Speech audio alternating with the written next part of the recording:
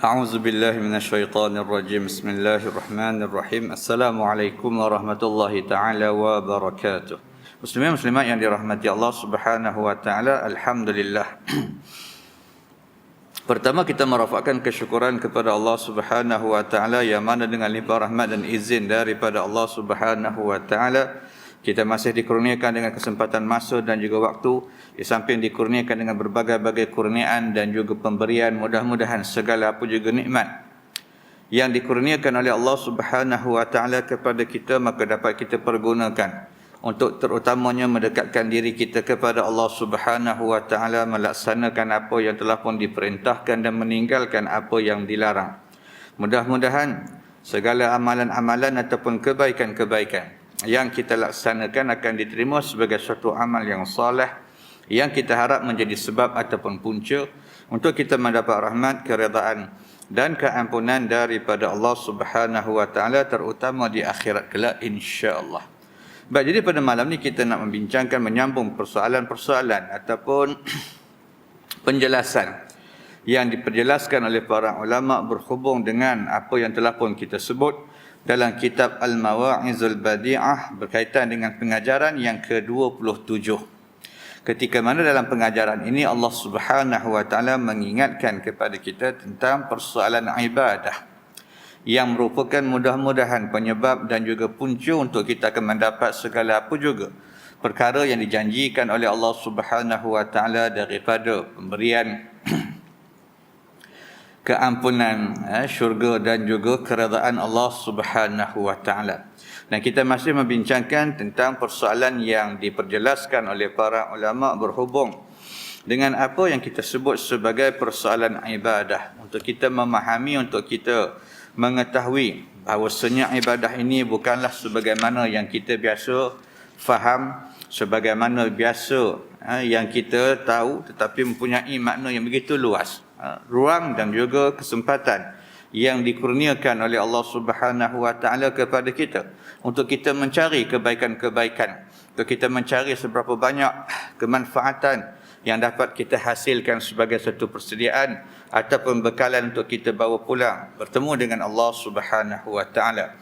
Ketika mana dalam perkongsian ilmu yang telah lalu telah pun kita bincang tentang apa yang ditulis oleh penulis dalam sebuah maqalah yang menceritakan tentang persoalan ibadah berkaitan dengan matlamat dan tujuan kita melakukan ibadah. Kerana timbul mungkin berbagai-bagai persoalan ataupun berbagai-bagai pertanyaan dalam minda kita berkaitan dengan persoalan kenapa perlu kita untuk menyembah Allah Subhanahu wa taala, apa manfaatnya yang dapat kita perolehi ketika mana kita melakukan ketaatan dan juga beribadah kepada Allah Subhanahu wa taala. Dan dinyatakan dalam penulisan yang telah pun kita kongsikan bahawasanya semua pertanyaan itu sebenarnya telah pun dijawab oleh Allah Subhanahu wa taala dalam beberapa ayat-ayat Al-Quran, yang boleh kita simpulkan bahawasanya apa juga perkara atau apa juga perintah yang diperintahkan oleh Allah Subhanahu wa taala kepada kita untuk kita melakukan ketaatan ataupun kepatuhan ataupun yang kita sebut sebagai ibadah sebenarnya bukan untuk zat Allah Subhanahu wa taala, kerana Allah tidak mengambil manfaat di atas apa juga amalan yang dilakukan oleh hamba-hambanya, tetapi semua itu sebenarnya berbalik kepada kebaikan ataupun kemanfaatan diri kita sendiri. Sebagaimana juga yang telah pun kita kongsikan dalam persoalan ini berkaitan dengan satu riwayat yang menceritakan bahawasanya Abu Dzar Al-Ghafari radhiyallahu an pernah bertanya kepada Rasulullah sallallahu alaihi wasallam dalam apa yang bermaksud apakah amalan yang boleh melepaskan seseorang daripada neraka wahai Rasulullah sallallahu alaihi wasallam. Maka timbul satu hari Abu Dzar bertanya kepada Nabi sallallahu alaihi wasallam, apakah amalan ataupun sesuatu perbuatan yang mudah-mudahan boleh melepaskan diri kita daripada neraka. Maksudnya bila mana kita terhindar daripada masuk neraka, mudah-mudahan Allah izinkan kita masuk syurga. Ataupun dengan kata lain, apakah di antara amalan yang membolehkan kita untuk masuk syurga Allah Subhanahu wa taala. Maka ini apa yang ditanya oleh Abu Dzar kepada Rasulullah sallallahu alaihi wasallam. Maka Rasul menjawab pertanyaan tadi dengan menyatakan berkorbanlah dengan apa saja yang dia miliki. Maksudnya menginfakkan, membelanjakan, menggunakan segala apa juga kurniaan Allah Subhanahu wa taala untuk mencari kebaikan. Lalu ketika itu ditanya pula oleh Abu Zar, kalau sekiranya dia seorang yang fakir, andai kata kalau dia tak punya apa-apa, andai kata kalau dia tidak mana kata memiliki apa-apa pun melainkan sekadar keperluan dia sahaja, maka bagaimana wahai Rasulullah? Apa lagi yang boleh mana kata membantu dia untuk mudah-mudahan dapat masuk syurga dengan sebab perbuatan ataupun amalan dia? Maka kata Nabi, suruh dia melakukan amar ma'ruf dan nahi 'anil munkar. Maka kata Nabi, dia boleh lagi untuk mencari kebaikan tadi, boleh lagi melaksanakan amalan dengan menyuruh melakukan kebaikan dan mencegah orang daripada melakukan kemungkaran. Lalu Abu Zar bertanya lagi, kalau sekiranya dia tidak berupaya untuk melaksanakan perkara tersebut, maknanya satu benda yang mungkin bukan semua orang boleh buat, ataupun mungkin sebahagian boleh kita laksanakan, tapi sebahagian dalam keadaan kita tak mampu, maka Nabi menjawab pertanyaan tadi dengan menyatakan hendaklah dia mengajar orang yang jahil. Kalau tak sempat ataupun kalau tak mampu, kalau tak berupaya untuk kita nak suruh orang buat baik, nak cegah orang buat jahat, maka kita boleh melakukan amalan kebaikan dengan kita mengajar orang yang mungkin dia tak memahami ataupun tidak mengerti sesuatu dalam urusan agama ini. Lalu Abu Zar bertanya lagi, kalau dia sendiri pun jahil, dalam keadaan dia sendiri pun tak mampu nak mengajar, nak bersedekah kata dia tak ada kemampuan, nak menyuruh orang mana kata melakukan kebaikan, mencegah orang melakukan kejahatan pun dia tak mampu juga. Kemudian nak mengajar orang pun dia tak mampu juga. Maka apa kata Nabi? Maka tolonglah orang yang terinaya. Kalau boleh dia buat satu amalan lagi, bantu ataupun tolong siapa-siapa yang mungkin diinayai, dizalimi dan sebagainya. Lalu Abu Zar menyatakan kalau itu pun dia tidak mampu. Kalau setakat itu pun nak tolong orang pun nak bantu, orang yang terinaya nak bantu, orang yang kena zalim pun dia tak mampu, maka Nabi kata janganlah dia menyakiti orang yang lain. Sampai ke tahap situ. Bermakna kalau semua tak mampu, maka ada lagi satu kebaikan yang dia boleh buat dalam keadaan tahan diri dia, cegah diri dia daripada menyakiti orang lain, sama ada dalam bentuk perkataan ataupun perbuatan. Ketika itu Abu Zar bertanya lagi, kalau itu yang dilakukan, adakah ia akan masuk ke dalam syurga? Sampai ke tahap tara itu. Kebaikan yang macam itu kecil pun, kata Abu Zar, kalau kata dia buatlah, kalau sekiranya orang tu buat, apakah dia mudah-mudahan layak untuk masuk ke dalam syurga? Maka Nabi menjawab, mana-mana orang mukmin yang mempunyai mana-mana sifat yang tersebut, ianya akan dimasukkan ke dalam syurga. Maka Nabi kata tak kira. Kerana di antara persoalan yang disuruh ialah melakukan kebaikan. Bermakna apa juga kebaikan-kebaikan yang kita buat semata-mata mencari rahmat dan keredaan dan keampunan daripada Allah Subhanahu wa taala, maka mudah-mudahan ianya akan menjadi sebab untuk kita dimasukkan ke dalam syurga Allah Subhanahu wa taala. Walaupun mungkin pada pandangan orang ramai, perkara kebaikan yang kita buat tu tak seberapa besar pun nilai dia. Kerana setiap amalan, setiap kebaikan yang kita buat ini, kita kena kira dari sudut nilaian Allah Subhanahu wa taala, bukan dari sudut pandangan manusia. Bukan dari sudut pandangan orang ramai, bukan dari sudut tanggapan orang ramai, tapi melihat kepada persoalan yang disebut sebagai nilai di sisi Allah Subhanahu wa taala. Ketika itulah Nabi sebut, dalam keadaan sebesar-besar mana kata amalan, perbuatan amalan kebaikan, dan hinggalah kepada sekecil-kecilnya, kalau sekiranya kita lakukan, mudah-mudahan mana-mana pun, kalau sekiranya kita buat tadi dalam keadaan niatnya ikhlas, dalam keadaan menepati syarat-syarat yang kita sebut sebagai ibadah sebelum daripada ini, maka mudah-mudahan dia menjadi sebab, menjadi punca untuk kita dapat syurga Allah Subhanahu wa taala. Jadi faham kita daripada riwayat ini, dan keadaan itulah yang diperingatkan oleh Allah dalam pengajaran yang kita sebutkan hari itu, bahawasanya perjalanan mana kata ke syurga tadi amat jauh, kata Allah Subhanahu wa taala, berbagai-bagai perkara yang akan kita hadapi, lalu kita kena bersiap. Kita kena mana kata ada bekalan yang secukupnya dengan kita melakukan apa yang disebut sebagai persoalan kebaikan ataupun ibadah. Dan dalam keadaan apa yang telah pun kita sebutkan tadi, selain daripada kerja-kerja yang telah pun disebutkan di atas, maka mencari rezeki dan sara hidup sama ada untuk diri sendiri ataupun keluarga juga dikira sebagai ibadah sekiranya dilakukan dengan cukup syarat-syaratnya. Jadi hatta sampai kita mencari rezeki dalam kehidupan yang bersifat sementara ini, itu pun boleh jadi ibadah.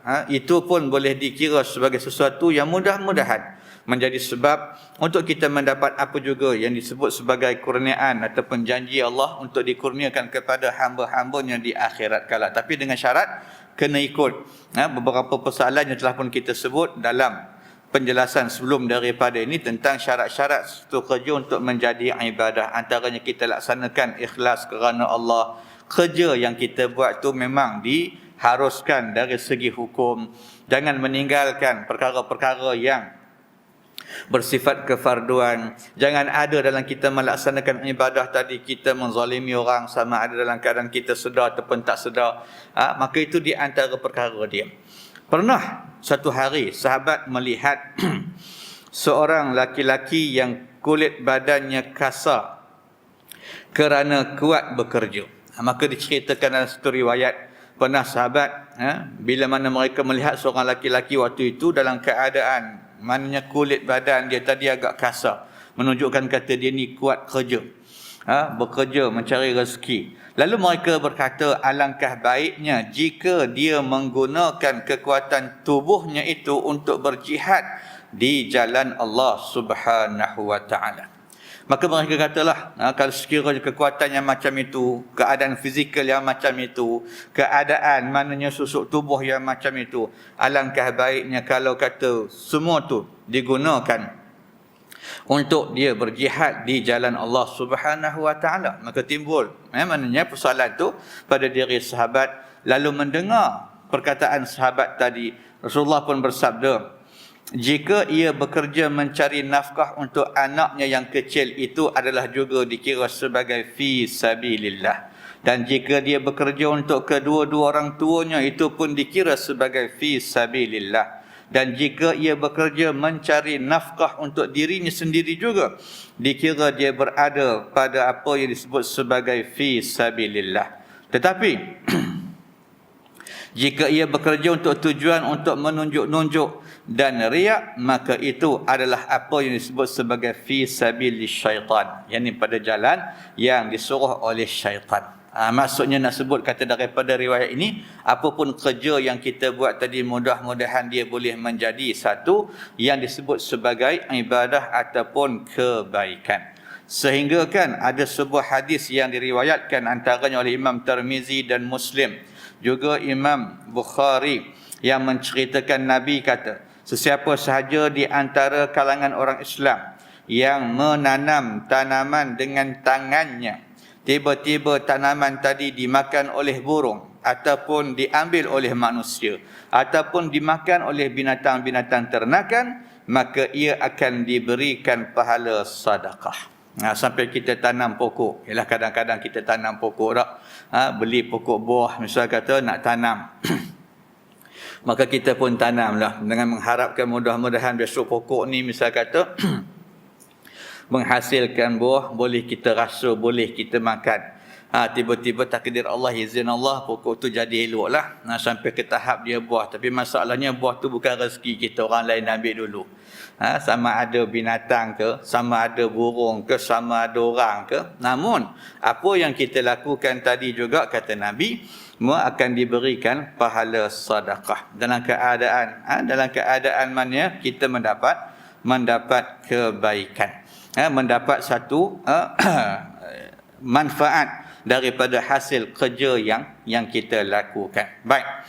Begitu juga sabda Nabi lagi dalam sebuah hadis yang bermaksud yang diriwayatkan oleh Imam At-Tirmizi dan Ibn Majah, yang mana bermaksud pedagang yang jujur lagi dipercayai akan bersama dengan para nabi, orang-orang siddiqin dan para syuhada pada hari kiamat. Maksud kata Nabi merujuk kepada orang yang melakukan pekerjaan secara berniaga,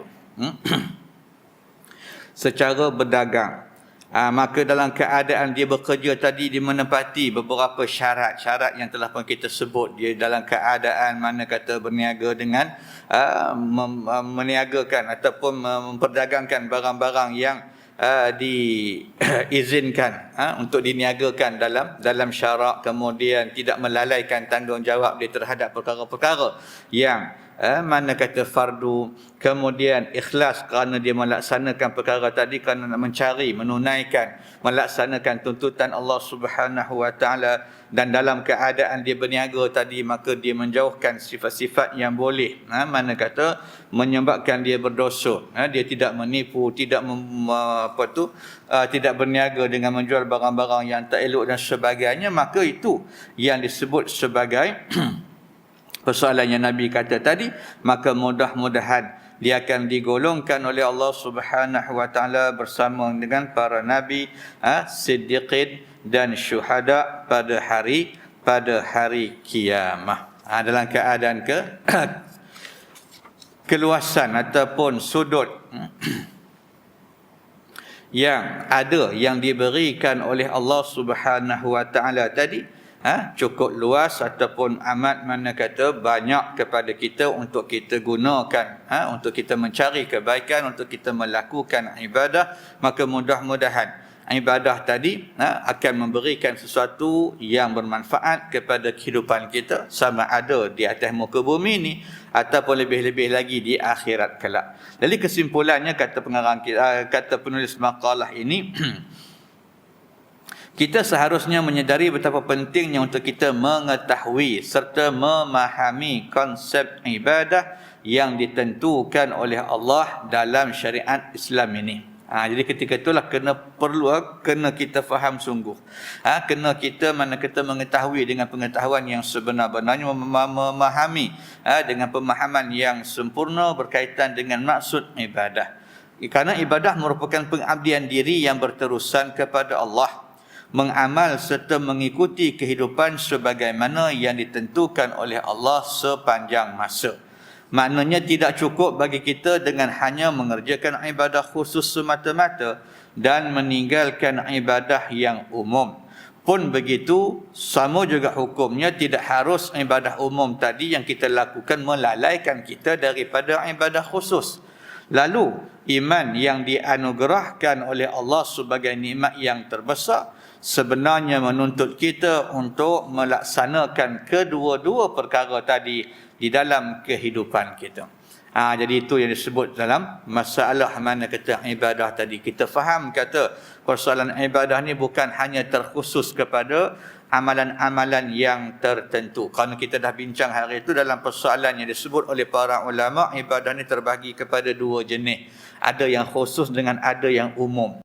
Yang kadang-kadang kita lebih melihat ibadah ni dalam bentuk yang khusus berkaitan dengan persoalan sembahyang, puasa dan sebagainya. Tapi yang umum yang banyak itu kita tak nampak dianya sebagai satu ibadah lalu kita tinggalkan, lalu kita tak lakukan, ataupun kalau kita buat pun tidak menepati sebagaimana yang dituntut oleh Allah Subhanahu wa taala. Jadi ketika itulah dalam apa yang disebut oleh penulis-penulisan ini mengatakan bahawasanya iman yang Allah kurniakan tadi sebenarnya mengajak kita untuk melaksanakan kedua-dua ibadah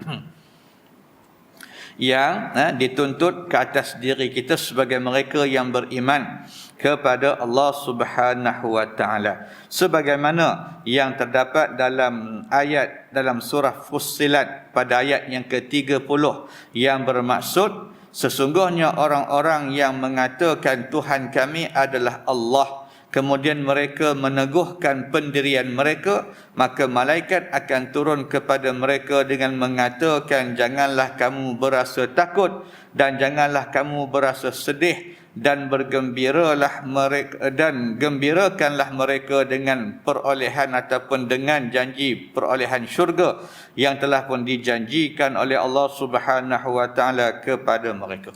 Maka itu yang disebut sebagai persoalan ibadah. Persoalan yang kadang-kadang kita silap dalam keadaan memahami perkara yang kita namakan sebagai ibadah. Yang kadang-kadang kita nampak ini sebagai satu perkara yang bersifat kebiasaan, yang bersifat lebih kepada mananya amalan-amalan biasa, tapi sebenarnya apa pun yang kita buat dalam hidup ini, kata para ulama, boleh kita ubah, boleh kita manfaatkan, boleh kita jadikan sebagai sesuatu yang mendatangkan kebaikan dalam kehidupan di akhirat. Karena itulah diperingatkan oleh Allah Subhanahu wa taala dalam pengajaran yang kita sedang bincang ni, pengajaran yang ke-20 dalam kitab Al-Mawa'izul Badi'ah, bila mana pengajaran yang pertama ataupun permulaan pengajaran yang ke-27 ni berkata Allah Subhanahu wa taala, maka hai anak Adam, banyakkan olehmu bekalmu dengan berbuat ibadah kepada Allah Ta'ala, kerana bahawasanya jalan syurga itu amat jauh. Maka itu yang diperingatkan oleh Allah Subhanahu wa taala kepada kita. Baik. Kemudian menyambung persoalan pengajaran yang ada ini, maka Allah menyatakan, dan teguhkan olehmu akan perahumu, yakni imanmu, kerana bahawasanya laut itu amat dalam dan ombaknya itu amat besar dan angin itu amat keras. Dalam kita nak melaksanakan ibadah tadi, dalam keadaan kita nak melakukan kebaikan, lalu tuntutan ataupun dorongan, ataupun maknanya perkara yang boleh menyebabkan kita melakukan ibadah tadi ada, iaitu apa yang disebut sebagai persoalan iman, persoalan nikmat yang dikurniakan oleh Allah Subhanahu wa taala, sebagaimana di hujung maqalah tadi, penulis maqalah ni mengingatkan, itulah lantaran tadi, bila mana iman tadilah yang mendorong manusia untuk melakukan apa juga kebaikan, apa juga amalan-amalan yang dapat menyebabkan kita mendapat rahmat dan keredaan daripada Allah Subhanahu wa taala.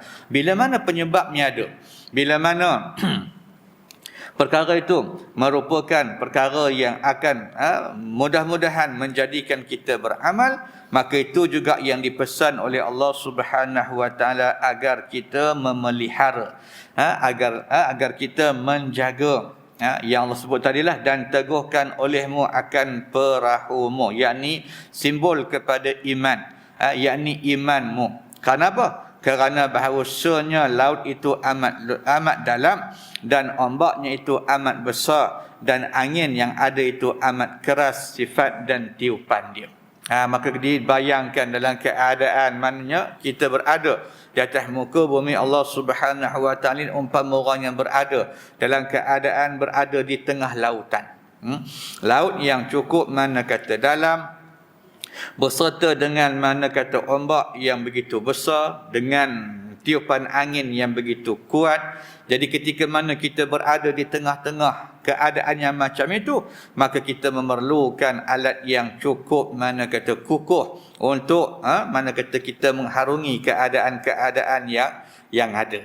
Maka kalau sekiranya kita berada contoh kata di tengah laut tadi, maka perahu tadilah ataupun sampan tadi ataupun kapal yang kita naiki tadi, maka perlu untuk kita perteguhkan, perlu untuk kita jaga, perlu untuk kita maknanya pastikan dia mudah-mudahan menjadi alat yang boleh menyelamatkan kita daripada segala apa juga bahaya yang berada di sekeliling kita. Yang dibayangkan dengan mana kata simbol laut, ombak dan mana kata tiupan angin yang begitu kuat. Maka ketika itulah dalam keadaan kita melaksanakan kehidupan ini, yang kita berhadapan dengan bermacam-macam bentuk keadaan, bermacam-macam gambaran suasana-suasana yang mananya banyak lebih mana kata memberikan kemudaratan daripada kebaikan, Lalu ketika itu yang boleh menyelamatkan kita ialah iman yang dikurniakan oleh Allah Subhanahu wa taala. Karena itu iman ni tadi perlu dijaga. Iman ni tadi dipesan oleh Allah Subhanahu wa taala perlunya dipelihara agar mudah-mudahan dia sentiasa berfungsi untuk mengingatkan kita tentang siapa diri kita di hadapan Allah Subhanahu wa taala, agar mudah-mudahan peranan iman yang dikurniakan oleh Allah Subhanahu wa taala kepada manusia tidak hilang, ataupun kerja iman tadi yang Allah berikan pada manusia tadi dalam keadaan maknanya dapat kita manfaatkan untuk kita menjadi hamba kepada Allah Subhanahu wa taala, untuk kita mana kata melaksanakan apa juga perkara yang diperintahkan dan juga meninggalkan apa yang dilarang. Mudah-mudahan kita terselamat daripada segala macam bentuk maknanya perkara yang boleh memberikan kemudaratan. Sebagaimana apa yang digambarkan dalam pengajaran tadi, ketika mana kita berada di tengah-tengah lautan, yang mana kita dikelilingi dengan lautan yang begitu dalam, yang begitu luas, dengan ombak yang begitu kuat, dengan angin yang begitu keras sifatnya, maka ya kita berlindung ataupun mengharapkan kapal yang kita naik tadilah. Kalau kapal tu kuat, insya-Allah kita berada dalam keadaan yang selamat. Tapi kalau kapal tadi dalam keadaan yang tidak kuat ataupun yang tidak mana kata mampu untuk mengharungi suasana yang macam itu, maka ada kemungkinan kita berhadapan dengan musibah, berhadapan dengan bahaya, berhadapan dengan perkara-perkara yang tidak baik. Maka itu yang dipesan juga oleh Allah Subhanahu wa taala, kerana kaitan iman juga sebenarnya ada ketika kerana iman ini sebenarnya memberikan sesuatu manfaat kepada manusia, terutama ketika mana itu merupakan apa yang disebut oleh para ulama sebagai persoalan nikmat yang paling besar yang Allah kurniakan kepada manusia. Kerana iman itulah yang mudah-mudahan mendorong kita untuk melakukan kebaikan, yang mengajak kita untuk menilai yang mana hak dan yang batil, mana yang disuruh dan mana yang dilarang, mana yang perlu untuk kita buat dan mana yang mesti untuk kita tinggalkan. Kerana tanpa iman tadi, maka manusia akan didorong oleh satu lagi sifat yang ada dalam diri mereka, iaitu apa yang kita sebut sebagai hawa nafsu. Jadi dua ni kata para ulama dia saling berlawanan di antara satu sama lain setiap hari. Yang ini mengajak manusia untuk taat kepada Allah, yang ini pula mengajak manusia untuk melakukan maksiat kepada Allah Subhanahu wa taala. Maka dalam keadaan bila dua-dua ni saling berlawanan, adatnya siapa yang kuat dialah yang menang.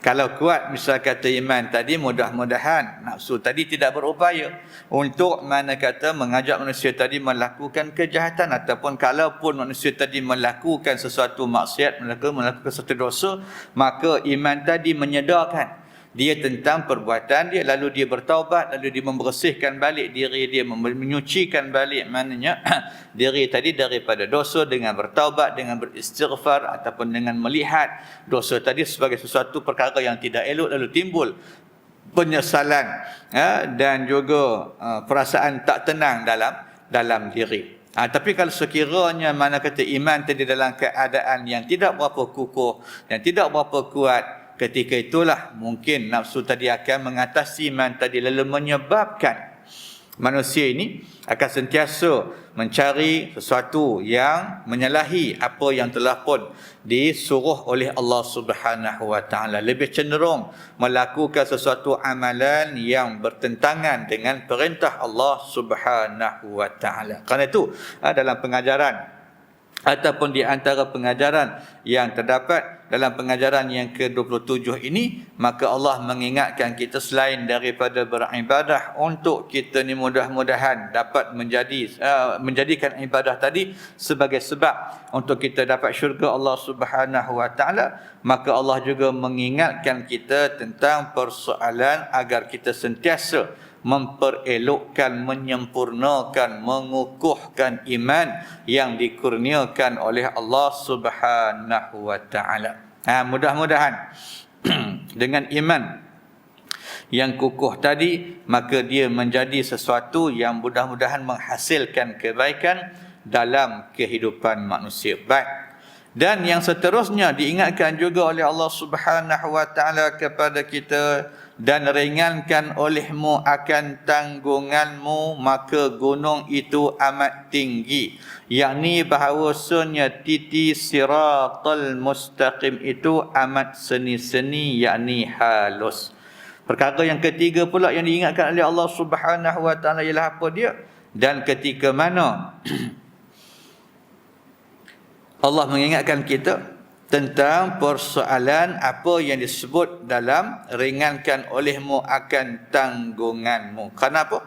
Kerana kita akan berhadapan dengan keadaan yang disifatkan sebagai gunung yang amat tinggi. Gunung ni merujuk kepada persoalan titian sirat. Satu perkara yang akan kita tempuh, semua manusia akan menempuh mana kata keadaan ini. Dan diceritakan dalam hadis-hadis tentang bagaimana ada yang boleh mana kata menyeberangi, ada yang boleh melepasi titian tadi dengan cara yang begitu mana kata mudah dengan izin Allah, ada yang tersangkut dan seumpamanya. Maka di antara penyebab kepada perkara itu ialah apa yang diperingatkan oleh Allah tadi. Apa dia? Ringankan tanggungan ataupun bebanan. Yang dimaksudkan dengan tanggungan dan bebanan sinilah dosa yang ada. Ketika mana kadang-kadang bila kita nak menaiki sebuah tempat yang tinggi, maka kita bawa bebanan yang begitu banyak di belakang kita, maka kita akan dalam keadaan susah nak menaiki tempat yang tinggi tadi. Kenapa? Adatnya dah lah tempat tu tinggi, maka belakang kita pula dibebankan dengan berbagai-bagai bebanan yang banyak. Jadi kalau nak pergi pun dia agak lambat, nak pergi pun dia agak lewat. Jadi ketika nak mempercepatkan perjalanan, maka bebanan yang kita bawa tadi kena dikurangkan. Itu maksud yang Allah sebut tadi. Dalam keadaan kita nak masuk syurga Allah Subhanahu wa taala, di samping amalan-amalan yang banyak tadi, di samping mana kata kena jaga iman tadi, maka dosa tu kalau boleh makanya kita kurang-kurangkan. Kena ringankan bebanan tadi, ringankan tanggungan yang ada di atas bahu kita. Kerana memanglah kita ni manusia yang dalam keadaan sifatnya tidak mana kata mampu untuk menghindarkan diri daripada melakukan dosa dan kesilapan. Cumanya dosa dan kesilapan tadi diberikan maknanya kemudahan oleh Allah Subhanahu wa taala untuk kita bersihkan, dengan antaranya melakukan kebaikan yang Allah perintahkan tadi. Kemudian dengan kita beristighfar, bertaubat kepada Allah Subhanahu wa taala, maka mudah-mudahan ketika mana tidak ada apa pun yang menghalang kita untuk melepasi apa yang disebut sebagai sirat ataupun siratal mustaqim itu, maka ketika itu mudah-mudahan kita akan melepasi maknanya perkara itu dengan selamat, dengan mana kata mudah, tidak terbeban ataupun tidak terhalang dengan bebanan yang banyak yang kita bawa dan seumpamanya. Ketika itulah ketika mana kita masih ada kesempatan, masih ada mana kata ruang, maka Allah mengingatkan agar mudah-mudahan sentiasa kita mencari jalan untuk mana kata mengurangkan dosa yang kita lakukan, menghapuskan semua kesalahan, mohon ampun dan maaf kepada Allah Subhanahu wa taala di atas apa juga perkara yang kita lakukan, sama ada yang kita buat dalam keadaan sengaja ataupun yang tidak sengaja ataupun dalam keadaan sedar ataupun tidak sedar, dan segala-galanya dalam keadaan mana kata apa juga sifat ataupun apa juga bentuk, apa juga rupa macam dosa yang kita buat, maka kesempatan itu masih ada sebelum mana apa yang disebut sebagai pintu taubat tertutup rapat. Jadi kalau sekiranya kita nak tunggu waktu tu, ada kemungkinan maknanya tak boleh lagi dah. Tapi sebelum datangnya waktu yang tersebut, maka mudah-mudahan ruang tadi untuk kita gunakan membersihkan diri kita daripada dosa, daripada kemaksiatan, daripada kemungkaran yang kita buat itu ada lagi. Ketika itulah Allah pesan supaya mudah-mudah sentiasa kita bertaubat, sentiasa kita beristighfar. Dianjurkan dalam hadis-hadis yang banyak bagaimana Nabi menyuruh kita untuk sentiasa beristighfar, mengingati Allah Subhanahu wa taala, minta ampun balik di atas kesilapan dan kelalaian yang kita lakukan. Dalam keadaan istighfar tadi menunjukkan bahawasanya apa juga perkara yang kita lakukan yang berbentuk maksiat, bukanlah kerana kita ni mana kata ingin nak buat perkara tu, bukanlah kerana kata kita suka, tapi lebih kepada memang dah di luar keupayaan dan kemampuan kita untuk mengelak. Namun kita mengakui kelemahan diri kita, kita mengakui kekurangan diri kita di hadapan Allah Subhanahu wa taala dengan kita meminta keampunan, minta kemaafan agar mudah-mudahan Allah membersihkan dosa-dosa yang ada hasil daripada maksiat dan juga kemungkaran yang kita lakukan. Jadi mudah-mudahan perkara itu nanti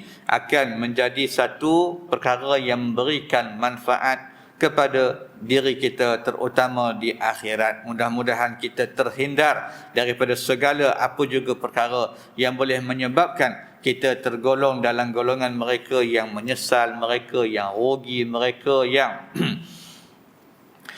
mana kata dihukum oleh Allah Subhanahu wa taala dengan hukuman ataupun balasan-balasan yang tertentu di akhirat kelak. Maka itu yang diperingatkan oleh Allah Subhanahu wa taala, agar mudah-mudahan kita sentiasa buat perkara ni, sentiasa lakukan, sentiasa kita kerjakan.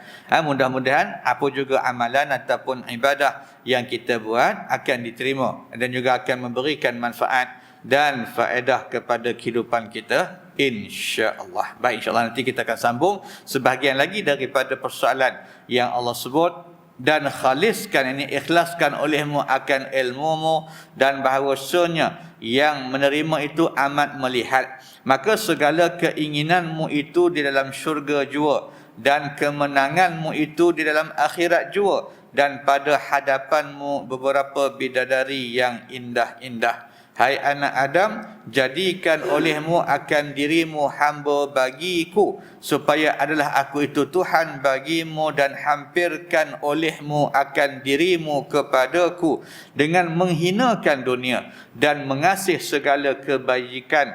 Maka sesungguhnya Allah Subhanahu wa taala itu tiada mensia-siakan ia akan pahala orang yang berbuat kebaikan, dan tiada mensia-sia akan segala amal orang yang berbuat amalan. InsyaAllah kita akan bincang pula persoalan yang berkaitan dengan peringatan ataupun baki daripada peringatan dalam pengajaran yang ke-27, dan beberapa lagi persoalan yang ada dalam pengajaran-pengajaran yang seterusnya, insya-Allah. Jadi mudah-mudahan Allah Subhanahu wa taala memberikan kesempatan untuk kita berkongsi pandangan dan penjelasan para ulama. Mudah-mudahan ada di antara apa yang diperingatkan oleh mereka kepada kita dapat kita jadikan sebagai suatu panduan dan pedoman dalam usaha kita terus mendekatkan diri kepada Allah Subhanahu wa taala, agar mudah-mudahan kita digolongkan oleh Allah Subhanahu wa taala ke dalam golongan hamba-hambanya yang mendapat keredaan, keampunan dan juga keselamatan di akhirat kelak, insya-Allah. Jadi untuk itu sama-sama kita tangguh dengan tasbih kafarah dan suratul asr. Subhanakallahumma wa bihamdika asyhadu an la ilaha illa anta astaghfiruka wa atubu ilaik. Bismillahirrahmanirrahim. Wal 'asri innal insana lafi khusr illa alladhina amanu wa 'amilus solihat wa tawasaw bil haqqi wa tawasaw bis sabr. A'udzu billahi minasy syaithanir rajim. Bismillahirrahmanirrahim. Alhamdulillahi rabbil alamin. Hamdan syakirin, hamdan yuwafi ni'amahu wa yukafi'u mazida. Ya Rabbana lakal hamdu كما ينبغي لجلال وجهك وعظيم سلطانك. اللهم صل وسلم على محمد وعلى آل محمد. اللهم اجعلنا من الذين يستمعون القول فيتبعون أحسنه. وصل اللهم على سيدنا محمد وعلى أزواجه وذرياته أجمعين. سبحان ربك رب العزة عما يصفون وسلام على المرسلين والحمد لله رب العالمين. السلام عليكم ورحمة الله تعالى وبركاته.